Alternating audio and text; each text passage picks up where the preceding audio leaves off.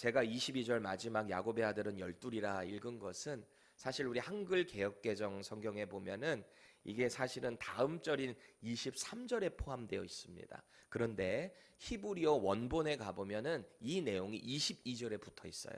그래서 영어 성경은 이 마지막 구절이 22절로 포함되어 있고, 한글 성경은 15세기, 16세기 이 절이 그때 구분되어서 들어갔는데 우리 언어적인 표현에 의해서 한글 성경에는 23절로 편입된 것뿐입니다. 큰 문제는 없습니다. 그래서 우리 다음 시간에도 제가 23절 읽을 때도 야곱의 아들은 열둘이라부터 시작할 겁니다. 둘 다 하면은 fair 하겠죠? 아멘. 이 창세기에 나타나는 야곱의 인생 여정을 보면은 참 복잡하다, 다사다난했다, 우여곡절이 있다. 이게 통역 어떻게 하실려나 모르겠어요. 사자성어를 막 써가지고 잘 했으리라고 믿고 참 힘든 여정이에요. 그래 오죽하면 야곱이 나중에 이 바로 앞에 나아가서 자기의 인생을 돌아볼 때 그가 자기 심경을 그대로 고백을 하잖아요. 참 험악한 인생을 살았습니다. 그 말이 참 맞는 것 같아요. 여러분은 어떤 인생을 살아오셨습니까? 우리 권사님, 집사님들 참 험악한 인생들 많이 살아오셨을 거라고 생각이 되는데 야곱도 참 그렇게 살았던 것 같아요. 사실 우리 각자 인생, 우리 청년들도 마찬가지예요. 인생의 정도 차이는 있겠지만 쉽고 늘 평탄한 길만 걸어온 사람은 아마 거의 없을 겁니다. 다 나름대로의 험난한 여정을 살아왔을 거라 생각이 돼요. 우리가 하나님의 사람으로 예수님 믿고 그리스도인으로 살아간다라고 할 때 그 삶이 어떤가요? 늘 평탄대로 마음이 평안하기만 하고 좋기만 하던가요? 때때로는 너무 고통스럽고 이 믿음을 지키며 산다는 것이 참 쉽지 않을 때가 많아요. 때로는 내 안의 죄성이 여전히 나를 하나님의 뜻과 인생의 뜻에 이렇게 자꾸 컨플릭트 될 때가 얼마나 많습니까? 그 가운데 우리가 유혹에 한번 탁 지게 되면 하나님의 길이 아닌 다른 길을 선택할 때도 참 많더라라는 거예요. 그러다 보면 이게 잘못됐구나, 다시 하나님 앞으로 나아가야지, 내가 너무 신앙생활 소홀히 했구나, 그렇게 돌아간단 말이에요. 그렇게 다시 하나님 뜻대로 살겠다라고 다짐하고 또 다짐하지만 또 역시 찾아오는 내 안의 죄성이 나를 막 끌어당긴단 말이에요. 아니 우리의 위대한 신앙의 선배이신 사도 바울께서도 내 안에는 하나님의 법을 사랑하는데 사모하는데 섬기고 싶은데 내 몸은 이 육신의 법을 따라간다. 오호라 나는 곤고한 자로다. 누가 나를 이 사망의 몸에서 건져낼꼬. 그게 로마서 7장에 나오는 인간, 한 신앙인의 고백 아니겠습니까? 우리 바울도 그러시는데 저 여러분들은 말할 것도 없겠죠. 때때로 믿음 가운데 산다고 하지만 세상에서 어느 정도 안정감을 딱 누리게 될 그 타이밍에 자꾸 하나님의 법을 떠나 사는 저와 여러분들 아니겠습니까? 당장 내가 하는 이 일이 혹은 내가 반드시 성취해야 될 그 일이 하나님의 일보다 앞설 때가 얼마나 많냐고요. 이거를 해야지 하나님이 영광 받으시지. 과연 그럴까요? 정말 그걸 하느라고 하나님의 일을 뒷전으로 하는 게 하나님 정말 영광 받으시는 걸까요? 우리 사실 어떻게 보면은 당장 이 일을 처리하고 나중에 하나님 열심히 섬기겠습니다, 그날 안 올 수도 있어요. 안 그래요? 하나님이 사랑하는 사람에게는 우리가 정신 못 차리고 이렇게 허우적거리고 있을 때 꼭 사인을 주신단 말이에요. 그 사인이 징계일 수도 있고요, 혹은 사람을 통한 깨달음일 수도 있어요. 혹은 저와 같은 목회자를 통해 계속 선포되는 강조의 말씀일 수 있어요. 말씀으로 돌아와야 됩니다. 말씀 배우셔야 됩니다. 말씀만이 살 길입니다. 제가 얼마나 많이 강조해요. 그게 하나님의 사인으로 받아들이는 사람은, 그렇게 돌아오는 사람은 그 복을 다시 누리게 되는 거죠. 때로는 그 사인이 너무너무 힘들어서 차라리 죽는 게 낫지 않을까? 그 정도로 어려울 수도 있어요.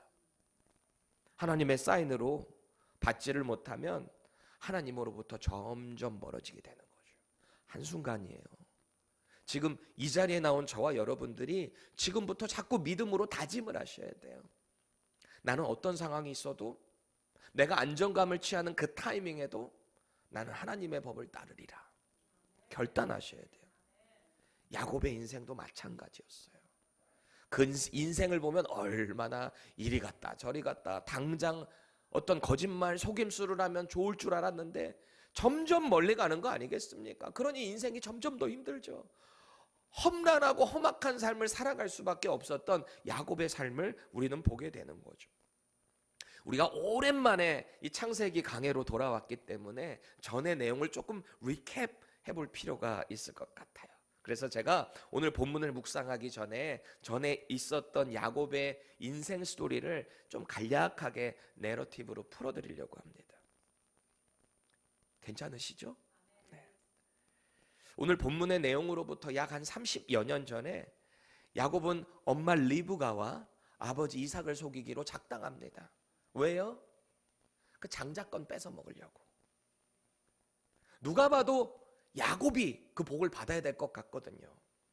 실제로 이 리브가 역시 이 작은 애가 큰 애를 이겨먹을 걸 알고 있었거든요. 그렇죠? 큰 애가 두 국민이 싸우고 있는데 뱃속에서 큰 자가 작은 자를 섬기게 된다라는 예언을 이미 들었거든요. 그런데 가만히 보니까 아니 남편 이삭이 에서를 축복하게 생겼거든요. 이 에서는 사냥도 잘하고 고기 요리 잘해서 아빠 해드리고 이런 걸 좋아했어요. 저 같았나 봐요. 저도 여러분들 막 스테이크 구워드리고 그런 거 좋아하잖아요. 저는 아직 못 먹었는데 우리 새 가족들은 조만간에 아마 해줄지도 모르겠습니다. 그거 먹는 게 너무 좋았어요. 그래서 아버지가 늘 에서 큰아들을 사랑했습니다. 가만히 보니까 이러다가는 에서가 이 장자의 축복을 받게 생겼거든요. 그러니까 둘이 작당을 한 거 아닙니까? 마지막 축복을 받는 그 타이밍에 사냥하러 나간 형을 뒤로 하고 어머니가 이 리브가가 야곱에게 가죠. 야 너 빨리 와라. 지금이 딱 기회다. 내가 여기 이게 털 같은 거 붙여줄 테니까 목소리도 좀 변조해. 그래 아빠한테 가가지고 내가 에서입니다 하고 그 복 받아내. 속여서 받아냅니다. 갈취한 거예요. 그 사실을 알게 된 에서가 나중에 뭐라 그래요? 내가 저거 죽여버리겠다. 아버지만 돌아가시면 내가 저거 가만히 안 둔다. 그 얘기를 리브가가 들었잖아요. 엄마가 부랴부랴 둘째 아들 야곱을 결혼시켜야 된다는 이유로 이 가나안 땅에는 짝할 만한 사람이 없습니다. 여보 내가 온데 거기 바다나람 메소포타미아로 보내야 돼요. 거기서 짝을 만나게 해야 돼요. 그래서 그 이유로 결혼시키겠다는 이유로 메소포타미아로 보낸 거예요. 바단 아람으로. 자기 고향이거든요. 거기 삼촌 라반이 있거든요. 오빠잖아요. 리브가의 오빠. 거기로 보낸 겁니다. 거기서 아주 야곱이 수차례 고생하죠. 자기보다 더한 삼촌을 만나가지고 사기도 엄청 많이 당하고요. 결혼부터 사기 맞아가지고 어쩌다가 20년이 훌쩍 지났습니다. 종노릇했어요. 사실 품삯도 제대로 못 받고 말이죠. 야곱이 원했던 것도 아닌데 삼촌이 속임수를 써가지고 결혼부터 삐그적거려요. 자기가 사랑한 여자는 라헬인데 그 언니 레아를 첫날 밤에 들여보냈단 말이에요. 외모가 분명히 조금 떨어졌나 봐요. 레아가. 그런 상황에서 우리 고을에서는 동생이 먼저 가는 적이 없어. 레아랑 먼저 결혼하고 이 일주일을 무조건 채워야 돼. 혼인 다 채워야 돼. 그리고 나서 라헬도 줄 테니까 너 이 레아를 위해서 7년 일했지. 너 품삯 없지. 너 신부 지참금 줄 돈 없지. 7년 일했으니까 7년 더 일해. 이렇게 된 거예요. 그 14년을 또 일하게 된 거예요.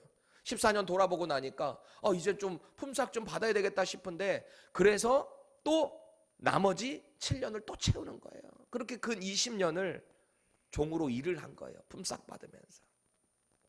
그 과정 가운데 아내가 둘이 더 생겨요. 그래서 총 4명이에요.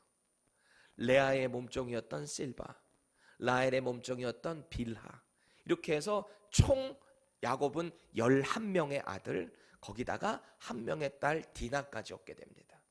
그렇게 하나님의 때가 돼서 사인이 탁 떨어지니까 결국 우여곡절 끝에 가나안으로 돌아오게 됩니다. 돌아왔는데 가장 야곱의 인생에 있어서 처리해야 될 큰 산, 큰 숙제, 그게 뭘까요? 형 에서와 화해하는 겁니다. 형 에서한테 죽을까 봐 거기로 도망갔던 건데 돌아왔으니 형을 직면해야 될 거 아니에요. 그게 제일 무서웠어요. 얼마나 두려웠던지 하나님의 천사 만나가지고 밤새 야복강가에서 씨름을 합니다. 레슬링을 했다는 얘기예요. 이렇게 이렇게 한판 이런 느낌이 아니라 막 계속 부여잡고 있었다는 거예요. 천사가 가야 되는데 끝까지 붙잡으니까 엉덩이 뼈를 팍 내리쳐가지고 절뚝절뚝거리게 됩니다. 그의 이름도 바꿔주죠. 뭐라고 바꿔요? 야곱의 이름이 이스라엘. 하나님과 및 사람들과 겨루어 이겼다. 그리고 야곱은 그 하나님을 겨루었던 만났던 장소를 브니엘이라고 이름을 짓습니다. 내가 하나님의 얼굴을 봤다. 그런데도 내가 살아남았다. 그 하나님의 함께 하심으로 에서의 마음을 바꿔주셨고 결국 기적적으로 화해를 하게 돼요. 화해를 했어요. 그럼 화해를 했으면 원래 아버지가 계신 그 헤브론 땅으로 가야 되거든요. 근데 그 상황이 너무 고대했겠죠. 그 많은 인원들 데리고 종들 데리고 가축들 데리고 이 먼 길을 왔으니 조금 자기도 나름대로 안정감을 취하고 싶었던 것 같습니다. 그래서 이 세겜이라는 성에 머물며 거기 땅도 사고요. 거기 좀 정착을 하게 된 거예요. 그렇게 한두 해, 4년, 5년 얼마간의 시간이 흘렀는데요. 그 세겜성에 이 마지막 하나밖에 없는 그 딸 디나가 세겜성에 친구들 만나러 나갔다가 이 친구들 보러 나갔다는 얘기는 그 문화를 보러 나갔다라는 말입니다. 겁도 없이 여자아이가 아마 유스쯤 되지 않았겠는가 싶어요. 나갔는데 무슨 일이 벌어져요? 그 땅에 추장이었던 세겜에게 눈에 딱 들어와서 강간을 당해요. 이런 끔찍한 사고를 당합니다. 그 상황에서 이 디나의 친오빠들이 있단 말이에요. 오늘 23절 본문에 보면 아시겠지만 이 다음 시간에 보게 될 텐데 이 레아의 몸을 통해 나온 아들들의 이름이 쭉 나와요. 르우벤, 시므온, 레위, 유다, 이사갈, 스불론. 이게 엄마의 몸 배가 같은 거예요. 여기다가 디나가 딱 껴있는 거예요. 7자녀. 레아가 7명을 낳은 거예요. 디나가 딱 그렇게 됐다는 사실을 알게 되니까 사실 나머지 오빠들도 화는 났겠죠. 당연히 아빠는 같으니까. 근데 누구보다 더 화를 많이 낼 사람들은 진짜 친오빠들이겠죠. 그 중에서 특별히 시므온과 레위가 아주 그냥 뿔이 났어요. 이거 가만 안 두겠다.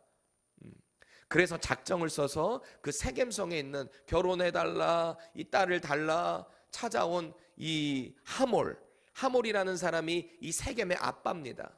추장의 아빠예요. 그러니까 그 지역의 실세들 아니겠습니까? 그 딸 주십시오. 그럼 당신네들 원하는 거 다 주겠습니까? 다 주겠습니다. 우리식으로 말하면 뭐예요? 얼마면 돼? 딸만 줘. 우리가 다 해결해 줄게. 여기서 장사해. 다 지원해 줄게. 사과 한마디 없이 그냥 그렇게 하는 상황에서 이 시므온과 레위가 뒤에서 조장해서 뭐라고 얘기하는 거예요? 아니 우리는 할례 받은 언약의 백성인데 당신네들과 어떻게 혼인을 합니까? 그럼 당신네들도 이 할례를 받으십시오. 그러면 우리가 좀 생각해 보겠습니다. 마음이 뜨거웠던 세겜이 돌아가자마자 모든 남자들, 세겜성의 남자들 다 할례를 받게 해요. 얼마나 사랑했던지. 그렇게 할례를 받은 지 얼마 안 됐을 때 가장 아파할 그 타이밍에 이 시므온과 레위를 중심으로 이스라엘 그 남자들이 들어가가지고 거기 남자들을 다 칼로 쳐 죽입니다. 이 사실을 알게 된 야곱이 우리 집 망했다. 저 세겜이 다른 동맹 맺은 족속들이랑 우리를 쳐들어오면 우리는 당해낼 수가 없는데 난 이제 망했다. 지난 시간 동안 이렇게 고생해서 돌아왔는데 한순간에 이게 뭐냐. 너네들 때문에 난 망했어. 아들들을 향해서 막 뭐라고 합니다. 그러니까 이 시므온과 레위가 뭐라 그랬겠어요? 그러면 내 동생이 그렇게 당했는데 내 동생이 창녀처럼 대우받는 게 이게 합당하니까 아빠를 향해서 또 막 싸우고 집안이 큰일 나게 생긴 거예요. 그런 상황에 누가 찾아오세요? 야곱에게 누가 찾아오세요? 하나님이에요. 하나님은 언제나 야곱의 인생의 위기 가운데 늘 찾아오셔서 그 길을 알려주셨거든요. 이번에도 마찬가지예요. 야곱에게 뭘 명령하시나요? 지금으로부터 약 30여 년 전에 삼촌 라반의 집으로 도망가던 그 타이밍이 중간에 들렸던 곳 어디로 돌아가라는 거예요? 베델. 창세기 28장에 나오잖아요. 아버지 집을 떠나서 고된 길을 가던 여정에 얼마나 피곤했던지, 날은 어둑어둑해지고 여기서 유숙을 아무데나 한 거예요. 옆에 보니까 돌이 하나 있어. 그거를 베개 삼아가지고 잔 거예요. 지금처럼 뭐 목침 뭐 이렇게 해서 뭐 편한 그런 느낌은 아니었을 거 아니에요. 얼마나 지치고 힘들었던지 그냥 하늘을 바라보면서 이불 사면서 거기서 잠들어 버립니다. 근데 꿈에 하나님이 나타나신 거잖아요. 천사가 사닥다리에 오르락 내리락 하는 걸 보여주세요. 그리고 하늘 사닥다리 끝에서 음성이 들리는데 하나님께서 뭐라 그랬어요? 내가 너 다시 아버지 집으로 돌아오게 할 거야. 내가 너를 지켜 보호할 거야. 그럽니다. 야곱이 그때 뭐라 그랬습니까? 하나님 만약에 저를 여기 다시 돌아오게 해주시면 하나님은 저의 하나님이 되실 겁니다. 제가 하나님께 이곳에 하나님을 제사할 것입니다. 제가 11조도 드릴 겁니다. 이 약속을 했단 말이에요. 언약의 장소가 됐어요. 눈 딱 뜨자마자. 그리고 그 곳 이름을 뭐라고 바꿨습니까? 원래 루스라고 하는 성읍이었는데 그 성읍 이름을 벳엘, 하나님의 집이라는 이름으로 바꿨단 말이에요. 언약의 장소예요. 하나님은 이 약속을 지켰어요. 메소포타미아에서 그를 지켜 보호해서 돌아오게 하셨어요. 그런데 야곱은 그 베델로 돌아가지 않았잖아요. 세겜에 있었잖아요. 안정감을 취하느라고 하나님과의 약속을 잊어버렸었다라는 겁니다. 이 위기의 상황에 하나님이 드디어 말씀하시는 거죠. 우리의 언약이 성사되어야 하려면, 끝맺으려면 너 베델로 가야 돼. 그 위기 가운데 베델로 올라갑니다. 근데 올라가는 과정에 아마 야곱이 이거를 깨달았던 것 같아. 아, 이거 하나님 사인이구나. 내가 하나님과 했던 이 사인을 잊어버렸었구나. 그동안 내가 하나님을 떠나서 정결하지 못하게 살았구나. 이거 깨닫고 나니까 어떻게 한 거예요? 집안 사람들을 다 불러 모은 다음에 그동안에 가지고 있었던 이방 신상들 다 버리라고 합니다. 그리고 옷을 바꿔 입어요. 의복을 새롭게 합니다. 이게 무슨 의미예요? 다시 정결한 하나님의 백성으로 살겠다는 의지죠. 그렇게 야곱은 베델로 올라갔고, 야곱이 떠났다는 소식을 그 지역 사람들 다 들었을 거 아니에요. 그 세겜성에 있는 사람들. 가만히 있겠습니까? 이게 뭐 몇 명이 이동하는 것도 아니고 온 집안이 가축 다 이동한다고 치면 금방 소문나죠. 지금 세겜성 남자들 다 죽었는데 복수하려고 다 몰리지 않겠습니까? 그런데 하나님이 뭐라고 어떻게 하셨는가? 그들의 마음을 두렵게 하셔서 그 성읍 사람들이 아예 쫓을 생각도 하지 못하게 하셨다. 하나님이 역사하신 거예요. 그렇게 베델에 올라간 야곱이요, 그곳 이름을 엘 베델이라고 합니다. 원래 베델은 하나님의 집이었는데 엘 베델은 엘이 하나님이거든요. 벳엘에 엘이 또 들어가 있잖아요, 히브리어가. 그러면은 베델의 하나님이 되는 거예요. 이미 하나님의 집인데 아예 베델 자체를 받아서 베델의 하나님께서 나를 부르셨고, 그 언약 가운데 내가 다시 한번 하나님 앞에 회개합니다. 다시 한번 언약 가운데 살겠습니다. 그런 언약의 장소가 된 겁니다. 딸 디나가 강간당하는 그 끔찍한 사고를 통해서 그걸 사인으로 받아들인 거예요. 아, 내가 하나님의 언약을 떠났었구나. 내가 다시 거룩하게 살아야 되겠구나. 비록 아프지만 또다시 언약 안에서 회복을 경험하게 된 거죠. 그리고 오늘 본문의 내용이 연결되고 있는 거예요. 멀리 돌아왔죠. 그래도 잘 정리가 되셨죠, 지금 스토리가. 그렇게 본문은 야곱이 온 가족을 이끌고 아버지 이삭을 만나러 가는 모습이에요. 이제 베델까지 성취됐으니 이제 진짜 아버지가 계신 헤브론 땅으로 돌아가야 하는 거예요. 원래 처음에 약속이 그거였잖아요. 하나님, 제가 다시 아버지 집으로 돌아갈 수 있게 해주세요. 그렇죠? 그런데 오늘 회복된 야곱은 그 과정에서 또 쓰디쓴 인생의 아픔을 경험하게 됩니다. 야곱의 첫사랑이자 영원한 사랑 라헬이 죽어요. 라헬이. 그것도 둘째 아들 낳다가 죽습니다. 그렇게 야곱은 아내를 베들레헴 길에 장례를 치릅니다. 그 길에서. 이후에 에델 망대를 지나서 거기다 또 장막을 쳐요. 그리고 거기 어느 정도 조금 시간을 머물렀던 것 같습니다. 그런데 두 번째 충격적인 사건, 믿었던 장남 르우벤이 이 야곱의 첩인 빌하와 동침하는 충격적인 사건이 벌어집니다. 자기 형제들인 단과 납달리의 엄마거든요. 근데 형제 중에 이 제일 큰 형인 르우벤이 그런 몹쓸 짓을 했다. 이 내용은 우리가 조금 이따 더 다뤄보기로 하겠습니다. 오늘 우리는 본문에 등장하는 이 두 가지 사건을 중심으로 하나님의 뜻을 발견하기를 원해요. 이게 단순히 과거에 고대에 있었던 사건으로만 끝나면 우리랑 상관이 없어요. 그런데 이게 하나님의 말씀으로 이 성경에 기록됐다는 얘기는 여전히 저와 여러분들에게 이 메시지가 하나님의 음성으로 들려져야 한다라는 겁니다. 믿으십니까? 그렇다면 하나님이 오늘 이 사건을 통해서 저와 여러분들에게 어떤 메시지를 주시는가, 그걸 발견해내야 하는 거예요. 성령의 지혜가 필요한 겁니다. 첫째, 이 라헬의 해산과 죽음을 통한 하나님의 메시지입니다. 우리 16절에서 18절 세 번역으로 다시 한번 읽어보실까요? 시작. 그들이 베델을 떠나 에브랏에 아직 채 이르기 전에 라헬이 몸을 풀게 되었는데 고통이 너무 심하였다. 아이를 낳느라고 산고에 시달리는데 산파가 라헬에게 말하였다. 두려워하지 마셔요. 또 아들을 낳으셨어요. 그러나 산모는 숨을 거두고 있었다. 산모는 마지막 숨을 거두면서 자기가 낳은 아들의 이름을 베논이라고 하였다.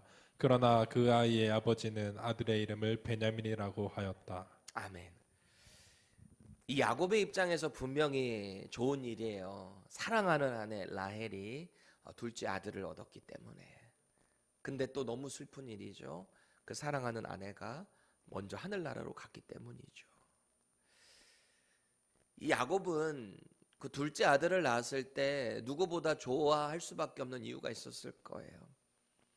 왜냐하면 사랑하는 아내 라헬이 첫째 아들 누구예요? 요셉을 낳았을 때 둘째 아들을 그렇게 원했어요. 그렇게 원했어요. 그런데 그 소원대로 둘째를 얻게 된 거 아니겠습니까? 그게 기쁘긴 했을 거예요.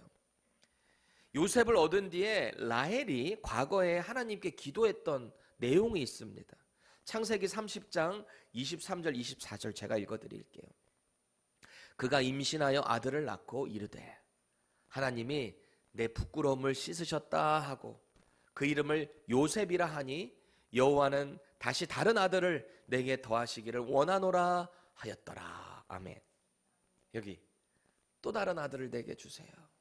이걸 소원했었단 말이에요. 아니 아들 하나 낳으면서 두 번째 그런 소원을 아랬었다. 생각해 보세요. 그동안 아이를 낳지 못하는 그 부끄러움은 말할 수 없었을 거예요. 특히 고대 근동에 아이를 못 낳는다라는 것은 저주일 뿐만 아니라 사람들에게 수치심입니다. 근데 요셉을 딱 주심을 통해 와, 내가 이 수치심을 씻었다, 하나님이 이것을 씻게 해주셨다 고백함과 동시에 내게 또 다른 아들을 더해 주시기를 원하노라 소원을 했었다는 거예요. 간절한 애원이었거든요.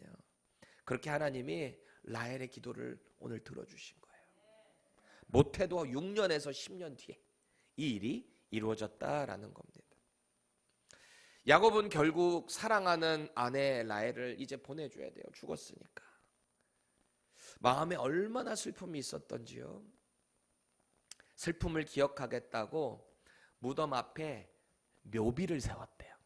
묘비. 당시 고대 근동에 묘비라고 하면은 뭐 지금처럼 뭐 큰 비석 뭐 이런 거는 아니었을 겁니다. 돌기둥 같은 것을 세워서 거기다가 표시를 해뒀겠죠. 그 전에도 야곱의 그 인생을 가만히 보면 중요한 사건이 있을 때마다 돌기둥을 세웠던 것을 우리는 봅니다.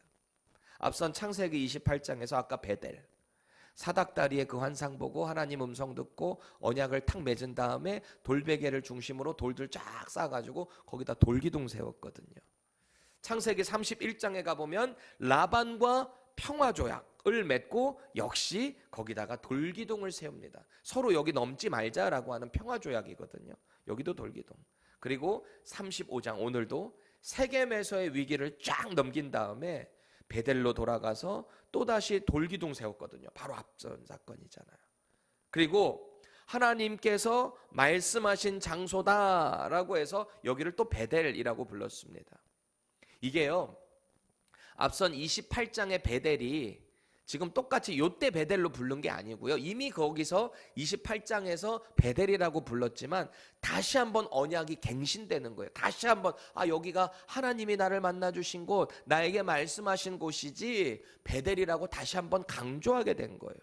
언뜻 보면 어떻게 보면 창세기 28장에서의 베델은 도망자의 베델의 고백이었다면 앞선 35장에서의 베델은 이제 우상을 다 버리고 우리가 하나님 앞에 재헌신하겠습니다 라고 다짐하는 믿음의 순례자의 베델이 아닐까 싶은 거죠. 그리고 오늘 라헬이 죽었을 때도 야곱은 돌기둥을 세웠다라는 거예요. 자신의 슬픔과 함께 이 아들 베냐민에게 복을 주시기를 원합니다. 그렇게 하나님께 간절히 기도했을 겁니다. 그렇죠? 그런데 우리는 오늘 이 라헬이 해산하는 그 과정에서 주목해야 될 이야기가 있습니다. 라헬의 해산의 고통이 얼마나 컸던지요. 당연히 크겠죠. 그때 당시에 무슨 마취제가 있는 것도 아니었을 것이고 그 이동하는 아버지 이삭의 집으로 돌아가는 헤브론 가는 여정에 아기를 낳았으니 얼마나 아프고 힘들었겠어요. 그 해산의 고통이 너무너무 커서 이 라헬이 뭐라 그랬어요? 베노니, 아기가 딱 나오는데 베노니 이렇게 불렀어요. 이게 내 슬픔의 아들이란 뜻이에요. 내 슬픔의 아들. 슬픔의 아들. 얼마나 슬프고 아프고 자기는 죽어가고 있고. 그렇죠? 이게 이름으로 다 적용이 된 겁니다. 당장 라헬의 마음이 그대로 반영된 거죠. 그런데 생각해 보세요. 이 아이가 평생 슬픔의 아들이라는 이름을 가지고 살아갈 때 얼마나 그 인생이 좀 불행할 수도 있을 것이고 복된 이름은 아니잖아요. 그렇죠? 저는 그 모세의 아들도 마찬가지인 것 같아요. 모세의 아들, 출애굽기 왕자의 신분에서 자기 그 애굽이라는 사람, 그 사실은 그 신전 섬기는 사람이었을 겁니다. 그 사람을 쳐 죽이고 나서 도망가는데 그 도망가서 이 아들을 딱 낳았을 때 아들 이름 뭐라고 지어요? 게르솜. 게르솜이 무슨 뜻이에요? 내가 이방에서 나그네가 됐다. 그 게르솜은 평생 그 이름과 나는 나그네라는 이름 가지고 살아야 되는 거잖아요. 베논이라는 이름도 마찬가지죠. 복된 이름은 그렇게 아닐 겁니다. 얼마나 힘들었으면 이런 이름을 지었을까. 제 아내도요, 첫째 이 병건이 나을 때 진짜 고생 많이 했어요. 17시간 진통하고 3시간을 푸시했습니다. 기절 직전에서 막 몇 번 막 그러는데 진통이 너무 심하고 입덧이 또 너무 심하고 하니까 병실에 입원해 있는 상태에서 제가 손을 뽑잡고 어떻게 해요? 내가 할 수 있는 게 없는 거예요. 막 기도하고 있고. 하나님은 그럴 때 나한테 좀 치유의 은사 좀 주셔가지고 쫙 해서 나으면 참 좋을 텐데 어떻게 할 수가 없어요. 너무너무 아파하는 거예요. 그래서 제가 뭐라고 했는지 아세요? 제가 예전에 한번 얘기했잖아요. 유명한 이런 말을 했잖아요. 여보, 당신 이래서 둘째 날 수 있겠어? 세상에 말이지. 이 아파서 진통하고 있는 아내에게 당신 이래서 둘째 날 수 있겠어? 제 착한 아내가 몰라 그랬어요. 지금 생각해보면 제정신이 아니고서야 어떻게 내가 그런 말을 했을까? 이게 좀 어떻게 된 게 아닌가 싶은 거죠. 근데 제가 그때를 한번 곱씹어보면 이런 마음이었을 거예요. 나름대로 해석을 한 게 원래 저는 예전부터 아들 하나 딸 하나 이렇게 최소한 둘 이렇게 생각을 했었는데 너무 하나님의 은혜로 저 아들이 셋이지만 원래 둘을 생각을 했는데 아내도 그렇게 생각을 했고 근데 첫째 때문에 너무 힘든 이 상황을 보니까 여보 나는 이 하나만으로도 충분해. 나 당신 아픈 거 싫어. 아마 이런 마음을 담아서 여보 이래가지고 둘째 날 수 있겠어 이런 거였던 것 같아요. 지금 생각해보면. 그래도 역시 포장은 힘든 것 같아요. 제가 정말 회개합니다. 그땐 철이 없어가지고 그랬던 것 같아요. 아무튼 오늘 이 라헬을 한번 생각해보세요. 너무 제 이야기만 빠져 계시지 마세요. 지금 라헬의 이야기를 하려다가 그렇게 온 거예요. 라헬 얼마나 고통스럽고 괴로웠으면 베노니 기쁨은 둘째치고 너무너무 괴로이 슬픔의 아들. 그런데 오늘 본문에 보니까 야곱이요.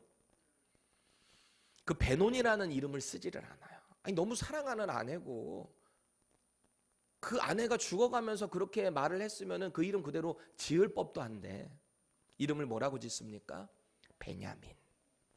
베냐민이라는 이름은 오른손의 아들이라는 뜻이에요. 혹은 복된 아들이라는 뜻입니다. 아마도 이 야곱의 입장에서 이렇게 받아들인 것 같아요. 이 아들은 지금 당장은 나에게 슬프지만, 내 아내가 죽어서 슬프지만 결국은 행복과 기쁨, 힘이 되는 아들이 될 것이다 나아가는 믿음으로 하나님 앞에 이렇게 축복을 한 이름이지 않았을까요? 사랑하는 아내가 죽어갈 때 가장 마음이 무너지는 사람은 단연 야곱이었을 거예요. 그토록 원했던 둘째 아들을 낳으면서 그 이름을 슬픔의 아들이라는 이름을 붙일 때는 다 마음이 무너졌을 거예요, 야곱이. 아유, 그렇게 말하던 아들을 낳았는데 어떻게 슬픔의 아들이라고 이름을 붙이냐. 마음이 더 무너져 내렸을 거예요. 야곱이 아무리 약삭 빠르고 속이는 자고 그래도요, 역시 하나님의 사람은 다른 것 같아요. 달라요. 아기 이름을 정반대로 지은 거예요. 너는 장자의 이 복을 상징하는 오른손의 아들이야. 너는 복된 아들이 될 거야. 이렇게 이름을 지었다. 믿음의 고백 아니겠습니까? 여러분, 우리가 어떤 어렵고 절망의 상황을 경험한다 할 때 우리가 이걸 꼭 기억해야 돼요. 꼭 기억해야 돼요. 나는 하나님 앞에서 누구인가? 나는. 하나님은 나를 이 상황에서 어떻게 인도해 가시는가? 이걸 바라보셔야 돼요. 이 상황에만 치우쳐서 주저앉지 마시고 자꾸 하나님을 바라보셔야 한다는 겁니다. 우리 인생의 기준이 언제나 내가 되면 안 돼요. 그건 망하는 길이에요. 내가 되면 세상에 질질 끌려다니는 거예요. 순간은 괜찮을지 모르지만 결국은 절망으로 빠져가게 돼 있어요. 언제요? 나를 중심으로 살아가게 될 때. 그런데 내 인생의 기준이 언제나 하나님이 되시잖아요. 믿음의 눈이 열리기 시작해요. 하나님이 되면. 지금 당장이 중요한 게 아닌 거예요. 왜? 하나님이 나를 붙잡아 주시니까. 베델의 하나님께서 나를 붙잡아 주시기 때문에 나를 지켜 보호하시고 다시 하나님의 복의 자리로 인도해 주신다는 믿음을 갖게 되는 거거든요. 그러니 지금 당장에 어려워도 그 믿음의 눈으로 멀리 바라보니까 믿음의 사람은 다른 거예요. 내가 뭔가를 지금 해내서 이 상황이 변하는 게 아니에요. 그거는 일시적일 수밖에 없어요. 내가 한 거는. 내가 하나님 앞에서 누구인가를 바로 알잖아요. 그럼 그분을 신뢰하게 되는 거예요. 그때부터. 신뢰하게 되면 어떻게 될까요? 하나님이 원하시는 그 믿음의 길을 뚜벅뚜벅 걸어가기 시작하는 거예요. 그렇게 될 때 어떻게 돼요? 하나님 안에서 하나님 뜻대로 걸어가는 사람, 당연히 복된 길을 걸어가죠. 그게 베냐민 아니겠습니까? 이제 본문에 나온 두 번째 사건인데요. 장자 루벤이 아버지 첩 빌하와 동침을 했대요. 이 말도 안 되는 사건, 파렴치한 사건이 벌어집니다. 22절 보세요.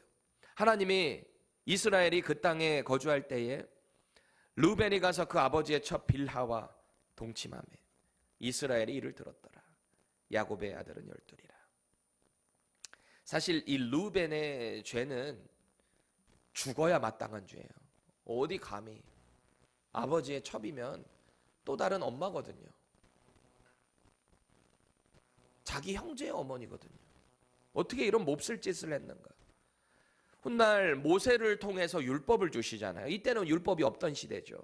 근데 율법이 딱 세워지는 레위기 20장 11절에 보면 이렇습니다. 아비의 아내와 동침하는 자는 반드시 죽일지니라. 첩이어도 어머니잖아요. 반드시 죽이는 거예요. 큰 죄라는 겁니다.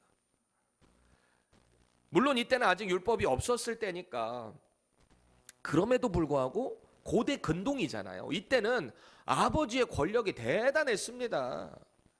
자식들이 다 아버지의 소유까지 들어가요. 그렇잖아요. 내게 복을 주셨다 하면 그 자식들도 그 소유 가운데 다 들어갔단 말이에요. 이 아버지의 권위가. 그러니까 이 르우벤이 아버지의 그 첩을 범했다라는 얘기는 아버지의 권위에 정면으로 도전했다라는 거예요. 이게 죄예요. 엄청난 죄예요. 또 한 가지로 우리가 생각해 볼 만한 게 당시의 장자의 복도 대단했습니다. 권력도, 장자도. 그렇죠? 왜냐하면 아버지의 권위를 이제 결국 물려받게 될 거니까. 장남의 권위도 대단하죠. 야곱도 에서의 장자권을 속여서 그래서 뺏은 거잖아요. 그 장자권이 대단하니까. 그런데 르우벤은 이번 사건으로 결국 그 장자권을 박탈당하게 될 겁니다. 여러분 22절에서 이스라엘이 이를 들었다라는 말은 지금 르우벤이 무슨 행동을 했는지 다 야곱이 들었다는 거예요. 알게 됐다라는 거예요. 정확히 판단하게 됐다라는 말입니다. 그 마음이 얼마나 쓰렸을까요, 야곱이? 얼마 전에 아내도 죽었고 지금 조금 있어가지고 거기 머물고 있는데 이런 말도 안 되는 상황이 벌어지니 이 어찌할 바를 몰랐을 거예요. 이 아들을 향한 배신감, 분노, 감정을 주체할 수가 없었을 겁니다. 그런데 오늘 성경에 보니까 야곱은 침묵했대요. 침묵했대요. 르우벤을 그대로 둡니다. 왜 그랬을까요? 왜? 본문이 이 부분에 대해서는 침묵하고 있기 때문에 우리가 정확히 야곱의 심경이 어땠고 나중에 어떻게 할까 우리가 알 수는 없지만 나중에 그 상황들을 볼 때 우리가 가능성들을 염두에 볼 수 있어요. 첫 번째는 당시 율법이 존재하지 않았기 때문에 법적으로 뭔가를 딱 이렇게 심판하기에는 뭔가 이렇게 우왕좌왕하면서 야곱이 좀 멈칫멈칫하지 않았을까? 현실적인 법으로 어쩌지를 못하니까 주저하지 않았겠나? 두 번째 이유는 만약에 이번 일로 르우벤을 공개 처형하거나 징계를 하게 됐을 때 이 이스라엘 공동체가 또다시 분열을 경험하게 될 수 있거든요. 얼마 전에 세겜성에 있는 그 일 벌어지고 나서 얼마나 큰 위험을 겪었습니까? 요번에 그랬다가 또 혹시 와야 될지 모른다라는 어떤 강박감, 그것에 대한 침묵이 아니었을까? 또 다른 면으로 보면 이렇게 침묵함을 통해서 야곱은 이 심판을 하나님께 맡긴 게 아닐까? 이렇게도 볼 수 있는 거죠. 저는 어찌됐든 두 번째가 맞는 것 같아요. 공개적으로 징계했다가 뭔가 오히려 더 큰 일이 벌어질 것 같아서 결국은 하나님께 그 심판을 맡긴 게 아닐까 싶은 거죠. 물론 야곱이 집안의 가장입니다. 이런 끔찍한 무질서의 죄악이 그냥 넘어가면 안 되죠, 사실은. 근데 침묵할 정도로 중요한 뭔가가 있었다라는 겁니다. 야곱이 때때로 보면 리더로 나약해 보일 때도 있어요. 디나가 그렇게 강간당하고 왔을 때 아무 말도 못하고 가만히 있었던 야곱의 모습도 있기는 합니다. 뭔가 수동적으로 보이기도 합니다. 그런데 야곱은 자기 이름을 이스라엘로 바뀌었고 하나님께서 자기의 삶을 인도하셔서 구원을 이루신다. 이것을 믿지 않았겠습니까? 결국 공의 하나님께서 이 나약한 야곱의 침묵을 사용하세요. 그래서 창세기 49장 결국에 르우벤의 장자권을 박탈해 버립니다. 공의 하나님이세요. 그냥 넘어가지 않아요. 요셉의 아들들인 에브라임과 므낫세, 원래 므낫세가 장자고 에브라임이 둘째인데 이렇게 둘이 바뀌잖아요. 장자권이 이 둘에게 넘어가요. 요셉에게 넘어간 것이 요셉의 두 아들들을 야곱이 자기 아들들로 삼아버립니다. 그래서 나중에 이스라엘 12지파에 요셉이 들어가는 게 아니라 므낫세와 에브라임이 들어가게 되는 거예요. 이게 장자의 복을 받은 거예요. 다시 말해서 죄를 보면서도 침묵할 수밖에 없는 이 야곱의 연약함 분명히 있어요. 따끔하게 오늘 내야죠. 왜 가만히 있어요? 그런데 그의 연약함에도 결국 하나님은 당신의 언약을 신실하게 인도하신다. 재조정하신 거예요. 공의의 하나님께서. 꼭 기억하세요. 하나님의 인도하심은 인간이 나약하다고 불의하다고 침묵되는 게 아니에요. 공의는 반드시 이루어져요. 반드시. 당신의 때에 당신의 방법으로 하나님은 그 일을 이루어 가십니다. 여러분, 오늘 우리는 이 두 개의 사건을 통해서 두 가지 질문을 좀 스스로에게 했으면 좋겠어요. 첫 번째, 나는 슬픔의 아들이라는 베노니 같은 인생, 이 인생을 복된 인생 베냐민으로 바꿀 만한 믿음이 있는가? 그런 영적 눈이 뜨여져 있는가 말이죠. 내 인생의 고통과 상실 가운데서도 믿음의 주요 온전케 하시는 오직 그리스도만 바라보고 있는가? 이거를 질문해 보셔야 돼요. 두 번째, 도저히 감당할 수 없는 인생의 문제 앞에서 나는 과연 하나님의 주권을 인정하며 그분의 일하심을 신뢰하고 있는가? 여기서 만약에 야곱이 욱해가지고 뭔가 일을 치렀다면은 뭔가 또 일이 이스라엘 내에서 이루어질 수도 있었겠죠. 오히려 침묵함을 통해 하나님의 일하심을 바라보며 우리의 인생에도 그런 모습이 있는가 돌아보셔야 돼요. 오늘도 하나님의 말씀은 우리를 자꾸 도전하고 있는 겁니다. 우리 인생의 문제 너머에 계신 신실하신 하나님의 약속을 붙잡으셔야 돼요. 저 천국의 소망을 바라보며 이 땅에서 하나님의 백성답게 살아내셔야 돼요. 이 믿음이 우리 안에 장착되잖아요. 비록 여전히 우리는 나약해요. 우리 또 넘어질 거예요. 믿음의 사람으로 살겠다고 다짐하지만 우리를 넘어뜨리게 하는 얼마나 많은 일들이 있어요. 저부터가 목회자로 살아가면서 저 무너질 때 수없이 많아요. 제가 고백을 안 해서 그렇지. 그 가운데 계속 스트러글링 하는 거예요. 영적으로 몸부림을 쳐내야 하는 거예요. 하나님은 내가 나약하다 할지라도 우리의 인생을 당신의 뜻에 맞게 인도해 가세요. 왜? 하나님은 신실하시니까. 비록 뭔가 잘못되어 있으면 하나님의 뜻대로 우리를 rearrangement 하실 겁니다. 재조정해 버리실 거예요. 그 하나님을 바라보셔야 돼요. 꼭 기억하셨으면 좋겠어요. 우리 인생의 기준은 내가 아니다. 내 인생의 기준은 내가 되어서는 안 된다. 우리에게 가장 좋은 길, 가장 선한 것, 좋은 것으로 인도하시는 하나님이 기준이 되셔야 돼요. 그렇게 될 때 우리의 입술에서는 베노니가 베냐민으로 바뀌는 고백이 터져나오게 될 것입니다.